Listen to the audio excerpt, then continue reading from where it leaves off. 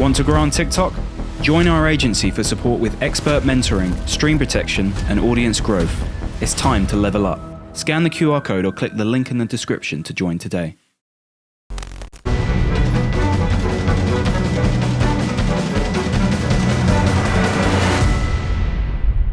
Eamon Khan here for Seconds Out with British Boxing Hall of Famer Joe Gallagher. Joe, good to see you. We've just weighed in now. Tasha Jonas ready for the unification fight with Ivana Habon. Yeah, no, really looking forward to it. I really like how they headlined it there, champion v champion. Like I say, Ivana Habon, 10 years ago she fought Cecilia Brackhouse in a unification. She's been with Clarissa Shields, Terry Harper, and she's WBC world champion, so huge respect to her and the team. We've never in camp overlooked this for talk about anyone else, and yeah, they're both weighed in. She's up for it. You can see how she spoke yesterday at the presser, reminding everyone that she's a world champion. And that's it, fully focused on Natasha getting the win tomorrow night, her 5th world title.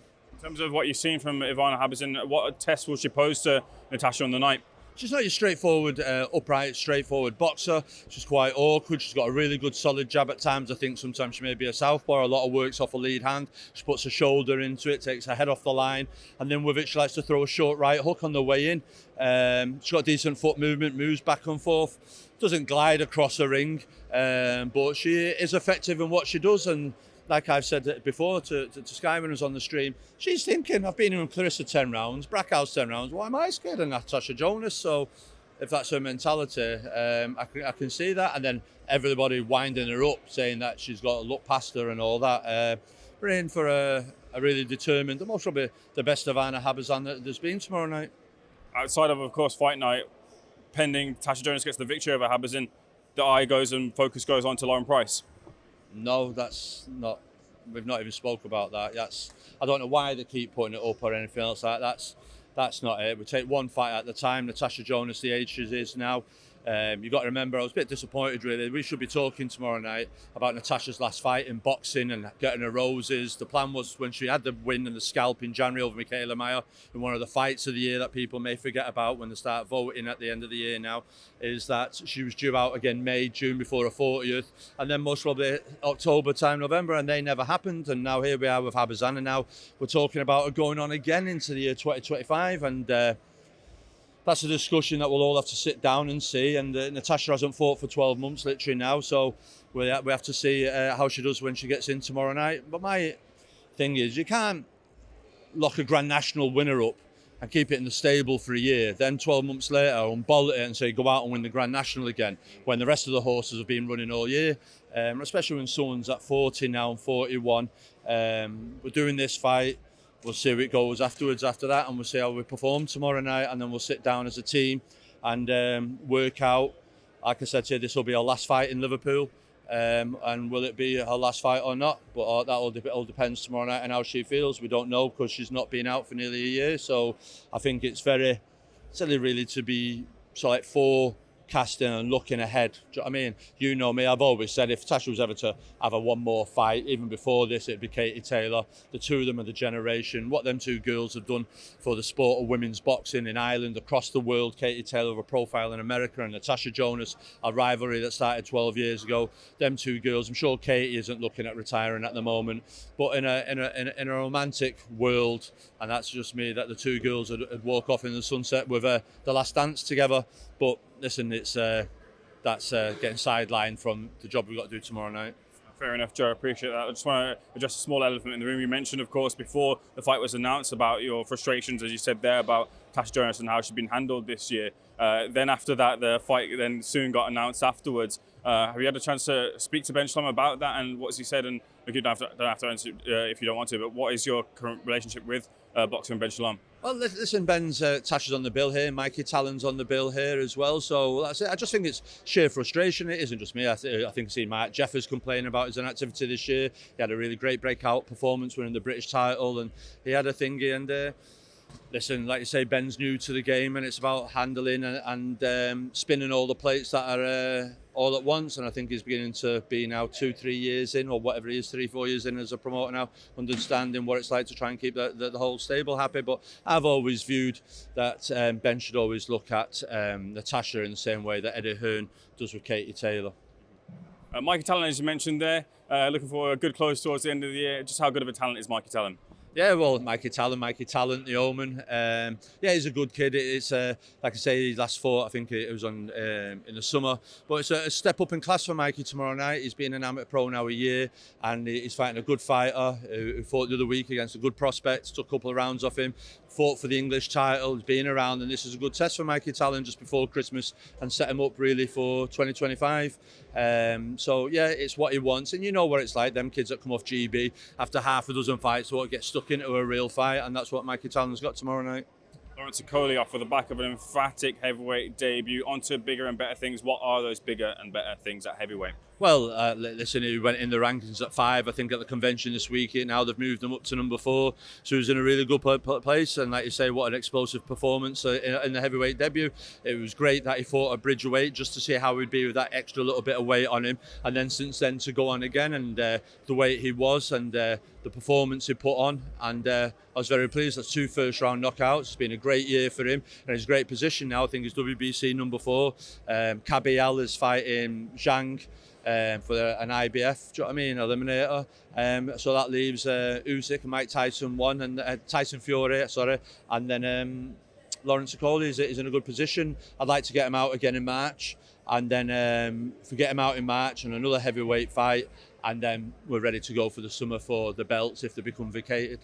Dylan White, who said he was open to the prospect of, is he in your field of view at all? No, I don't know why. I feel there's a memo being put out, or something's gone round to all the journalists, all the talk sports, all the Sky, all the cameramen to keep mentioning Dylan White, and it's just like I've said before, Dylan White, it's like, why is Dylan White on the radar? Do you understand? He's fighting some old African this weekend, Tete, I think it is. So it's like, we're in the Lawrence Okoli business.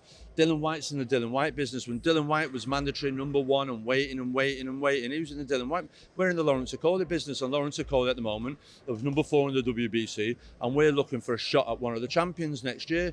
So beating Dylan White gives us no extra ranking, no extra rating, and that's it really. And I'm not being funny at all or anyone else, but I like Dylan White. He's brought great entertainment for the sport over the years, as has Derek Chisora. That time's gone now, and now it's like Lawrence Okoli and the fighters that come. Joseph Parker's getting an opportunity. Kabiel, all these fighters, Jovalov, all these that are coming through now. There's a new era that's coming through, and they're all part of it. And it's just unfortunate that Father Time catches up. But I just don't know why everyone keeps plugging for the Dylan White fight at all. I just don't get it at all whatsoever. It's of no benefit of Lawrence Okoli to fight Dylan White. Fair enough. Joe, moving on to some of the updates in your gym. Jack Massey, when's the next out? He's in the gym, he's training. I'd like to get him out in February, March time. I want to get him out. And I'd love to do him, Callum Smith fight. I think that's a really good fight. They fought each other in the amateurs before. Both just lost now world titles. And I think it'll be a good fight, come back, that the winner then is in a position then for the winner again to go again, or for a belt. But I would like to see Jack Massey versus Callum Smith. I've seen CJ take a photo with former foe and friend Artur Beterbiev. When's CJ coming back out? Yeah, although CJ's had 3 fights this year, he's doing really well. He's currently ranked number 2 in the WBO. So we're trying to manoeuvre him into a position that he can fight for a world title next year as well. So, no, we're doing well. We're keeping our heads down. The gym's bubbling along nicely. And, yeah, listen, we've had a really good year, providing we win this now. We've got 3 fights left. Natasha, Micah and Mo in Saudi next week. That'll end a very good year for us, which would have seen us, touch wood, win 3 world titles, a European, a Commonwealth and English. Undefeated kids keep growing and maturing. Macaulay fought for the European, Jack fought Oppenheimer for the world. So it's been a good year for the stable, and 2025 I just feel has got to be bigger and better, and we're going in for that 3-weight world champion with Lawrence Okoli. So get your quick thoughts on a big fight coming up next weekend in the form of Usyk versus Fury. A lot's been said about it. I just want to get you pick up some thoughts that Derek Chisora mentioned. He said that he felt that Tyson Fury's sparring partners weren't given the correct sparring because they might be in awe of him. Have you ever had that in your history of training where you felt like sparring partners weren't providing the right sparring for your fighter?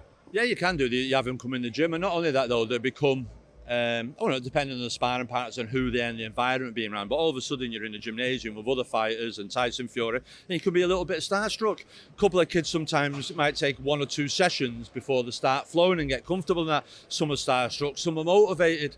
So, but I don't think it's really that or that. I think Tyson Fury, it's documented now, didn't have the best preparation last time. Obviously, he had personal issues at home with his family. Didn't get the sparring, couldn't risk having the fight, couldn't risk the sparring. Having been there with Liam Smith and Canelo when he got a cut with Kelly Brook, he couldn't spar. That sparring, and Tyson Fury uses sparring as conditioning, it hardens the body up, sharpens you up and everything else, and I think that's got to be a huge benefit for Tyson Fury going to this fight with Usyk, where Usyk, it hasn't been recorded, but didn't seem to have no problems in his last camp. So for Tyson Fury to lose so narrowly last time with this, I'm sure he'll be growing in confidence. The key thing is can he change? Can Usyk change? Usyk's a great fighter. He adapts, he changes to all types of styles, in countries, in environments, and we see him do it with Joshua twice. We've seen it loads and loads of times before, but can he do it with Tyson Fury? I'm more motivated, I'm more skilled, I'm more prepared, I'm more determined, more focused. I'm more of a point to prove this time, Tyson Fury, and I think that'll be the key for this fight. Who wins? Can I put you on the spot? Yeah, Tyson Fury. Dubois versus Parker. Good fight. I think Daniel Dubois at the moment, it reminds me of a young Mike Tyson when he was clearing through, the way that he did the ring walk with Anthony Joshua. He's on a good run of form, beat Miller, beat Hrgovic, beat Anthony Joshua. As long as he's keeping his feet on the floor, and I think with Don Charles and Kieran filing around him, he will do. And fair play to him when winning a world title. I thought he would have been given a coming home, easy, tick over celebration, easy first defence. But no, he's going in against another form fighter in Joe Parker. He's got a good coach in Andy Lee with him. They've been doing a lot of serious strength work to deal with Daniel's strength. And that's a very good tactical fight that. I don't think Daniel can be able to go walk up. Well, he might do, saying that, with AJ, walk straight through him. I've seen how Joseph nullified Deontay's power and positioning in the ring where he couldn't get the shots off. So this is a very good, it's not, I don't think it's blood and guts, but this is a very good technical fight. There's got to be a lot of brains and a lot of traps set in this between the pair of them. Don Charles v Andy Lee is a very good matchup. Was a threat that Vladimir Klitschko might return to the ring against Dubois, or maybe in Fury in the future? What do you think about the potential return of Vladimir Klitschko? Surely not. We've got so many good prospects coming through that deserving of the shot while this unification is going on, and it's sad to see, really. And we're all critical of Muhammad Ali going on too long, Larry Holmes going on too long. You really don't want to see Klitschko. He's had his time and his moment, and that's it. Very last thing, Beterbiev versus Bivol 2, who wins the rematch? Well, I thought Beterbiev won the first one, and after being in the second time, don't forget he came into that fight after having a leg injury. I just think, Bivol, can he adapt? Yeah, emotionally can adapt. Did he run out of steam with his legs down the straight? Yeah. Beterbiev can come in. If Bivol can keep on his bike for all 12 rounds, he could win out the decision. But Beterbiev, after being in there now and knowing what to expect, I think emotionally start off in the same way that the fight finished, very much in the same way, Wardley, Fraser Clark. Sorry, Joe, very last thing just popped in my head. Callum Smith versus Joshua Buatsi. What do you think about that fight? Do you think Callum can come through with a victory against Josh? He's in a good run of form? Yeah, it's a good run of form. Listen, Callum's just come back from a loss there to Beterbiev, but that's no disgrace. Joshua Buatsi had a good performance there last time out, struggled early on, and it's a real good fight. I think Joshua Buatsi has took his time to come to the boil, but this is it now. Wins this, there's a world title on it. I'm not sure. That's great. Callum Smith. Listen, the style, the setup, the shot selection he's got that to beat Josh Buatsi. But at the same time, Josh Buatsi is a very determined individual. You feel in a fight when he does get hit, you just feel to see him, right, here comes the annoyed Josh Buatsi, that spite that's there and everything else. It's a very, very fascinating fight, and I think it's who can keep to the game plan in the fight. Can Callum keep it long? Can keep it? We all know he's very good short on the inside game, and can Joshua Buatsi handle the short inside worker Callum Smith, or can he get past the long levers of Callum Smith? He got hit too often, in my opinion, against Willie Hutchinson, and if he comes up with that type of preparation against Callum Smith, then he won't win. Pleasure picking your mind. Thanks for being a SecondsOut. Looking forward to the fight. Thank you. No Good man.